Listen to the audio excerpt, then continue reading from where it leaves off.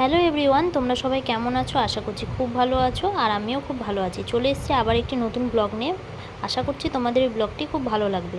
তো সকালবেলা ফ্রেশ হয়ে রান্নার কাজ করতে চলে এসেছি। এদিকে ধুয়ে নিলাম হচ্ছে চাল, আর এখন ধুচ্ছি হচ্ছে মটর ডাল। আজকে হচ্ছে সোমবার, তো নিরামিষ রান্না করব যেহেতু, তো তার জন্য মটর ডাল করবো। যেদিকে ধুয়ে নিলাম সব কিছু। আর আমার না রান্নাবান্না বেশি দেরি হলে আমার একদম ভালো লাগে না, ওর জন্য আমি যত তাড়াতাড়ি চেষ্টা করি আমি সকালবেলা উঠেই বাসি কাজকর্ম সব সেরে নিয়ে তাড়াতাড়ি করে রান্নাঘরে চলে আসি। রান্না করে নিয়ে তারপরে বসে থাকবো। আমার না দেরি করে রান্না করা একদম ভালো লাগে না, তখন আর ইচ্ছেই করে না রান্না করতে। তো ওর জন্য আমি তাড়াতাড়ি করে সব কিছু গুছিয়ে নিই। তো এদিকে হচ্ছে আগে ডালটা বসিয়ে দেবো, আর এদিকে করব হচ্ছে লিকার চা সবার জন্য।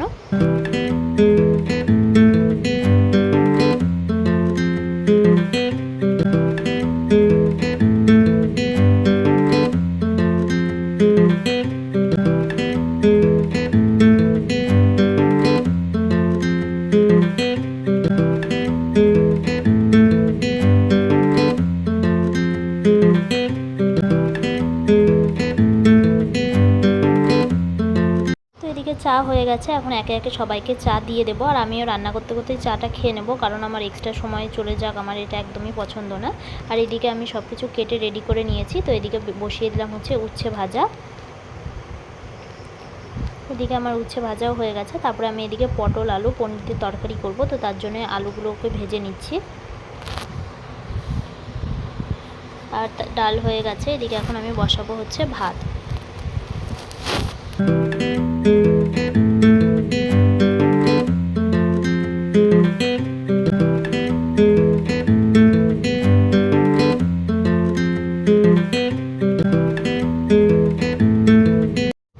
এখন আমি কাটছি হচ্ছে পনির। তো পনির বাবাকে বলেছি অল্প করে আনতে, কারণ বাড়িতে পনির আমরা 4 জনের মধ্যে, আমার বর আর আমার মা খায় না। তো বাবার আমি খাবো পনির, তো বাবাকে বলেছি ওর জন্য অল্প করেই পনির আনতে। আর এদিকে আমার পটল ভাজাটাও প্রায় হয়ে গেছে, আর এখন ভেজে নেব হচ্ছে পনির।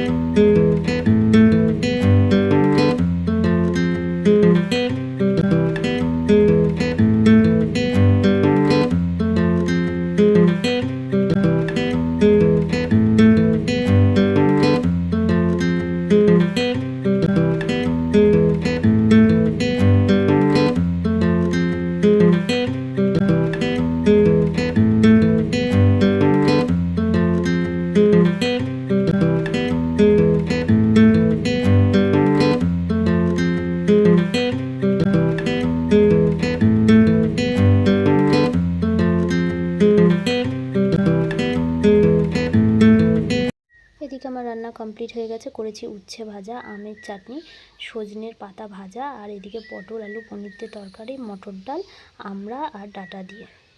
আর এইদিকে দেখো বিকেলের দিকে, বিকেলও না ঠিক দুপুরের দিকে অনেক মেঘ করে এসছে। আমি ছাদে গিয়েছিলাম, দেখি মানে পুরো কালো হয়ে আছে, এত সুন্দর লাগছে। তো ভাবলাম একটুখানি ভিডিও করে নিই, যে কোনো মুহূর্তে বৃষ্টি আসবে। আর এই যে আমাদের গাছের আম অনেকই ধরেছে, মাঝে সাঝে হনুমান এসে সব আমগুলোকে খেয়ে নেয়, কী করা যাবে এখন আর। তো অনেকই হয়েছে আম। এই যে এখন বৃষ্টি হচ্ছে, অনেক জোরে জোরেই বৃষ্টি হচ্ছে।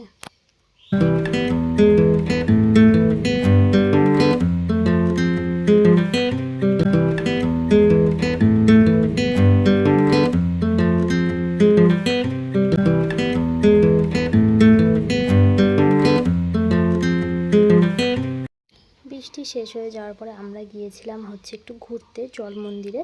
তো এই যে আমরা এখন চলে এসেছি মন্দিরে, প্রায় অনেক বছর পরেই আসলাম। আমি বিয়ের প্রথম বিয়ের আগে একবার এসেছিলাম, বিয়ের পর প্রথমেই আসলাম। আর দেখো এখানে কত মাছ, অনেক, এর আগের বার এসেছিলাম মাছ লক্ষ্য করিনি, হয়তো তখন মাছ ছিল না, প্রায় অনেক বছর 5-7 বছর আগেকার কথা। তো কত মাছ এখানে বিস্কুট দিলে খাওয়ার জন্য উঠে যাচ্ছে মাছগুলো। আর এখানে অনেক হরিণও আছে, তো চলো হরিণকে একটু খেতে দিয়ে আসি। তো এই যে কত হরিণ, আর এখানে হরিণের জন্য খাবার পাওয়া যায় বাইরে, তো সেগুলোই আমরা কিনেছিলাম, কিনে যে খাইয়ে দিচ্ছিলাম হরিণকে। দেখো কত হরিণ, হরিণগুলো কত সুন্দর।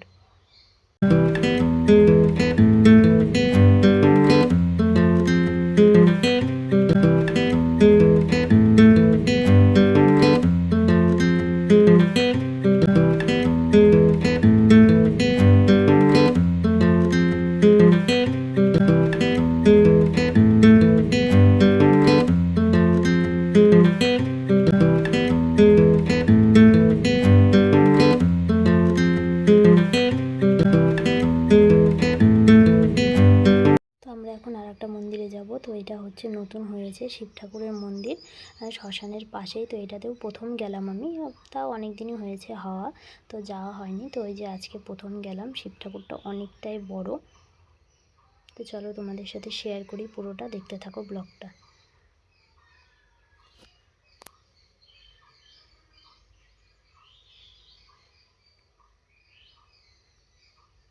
আর দেখো উপর থেকে এটা মানে কত লোক, অনেকই ভিড় হয়।